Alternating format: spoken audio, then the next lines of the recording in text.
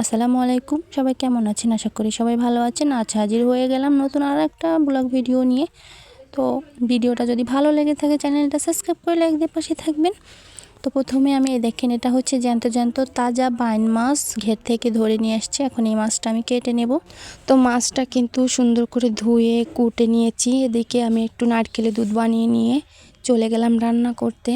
তো চুলায় আমি কড়াইতে তেল দিয়ে এখানে পেঁয়াজ দিলাম, দুটো তেজপাতা, দুটো দারচিনি, একটা এলাচ দিয়ে এখন আমি এখানে রসুন বাটা দিচ্ছি। আপনারা আপনাদের পরিমাণ মতো মশলাটা দিবেন। এইভাবে যদি মাছটা রান্না করেন, বিশ্বাস করুন আপনারা গোশ ডিম রান্না বাদ দিয়ে কিন্তু মাছ দিয়ে ভাত খাবেন। তো এক একে জিরে, রসুন, হলুদ, ঝালের গুঁড়ো, লবণ সবটাই কিন্তু দিয়ে আমি একটু নারকেলের দুধ দিয়ে মশলাটা কিন্তু কষিয়ে নিচ্ছি। তো নারকেলের দুধ দিয়ে রান্না করলে সব জিনিসে অন্যরকম একটা স্বাদ হয়। তো মশলাটা কিন্তু আমার প্রায় কষানো হয়ে গেছে। এখানে আমি এখন সেই বাইন মাছগুলো দিয়ে দিলাম। বাইন মাছটাও কিন্তু কিছু সময় আমি কষিয়ে নেব। তো ভিডিওটা মনোযোগ সহকারে ধৈর্য ধরে দেখবেন, স্কিপ না করে।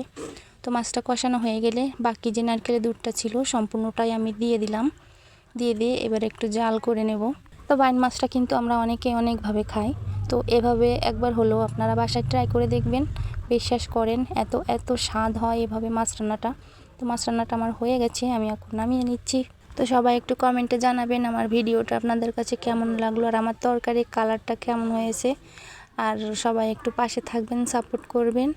তো সবাই ভালো থাকবেন, সুস্থ থাকবেন। আল্লাহ হাফেজ।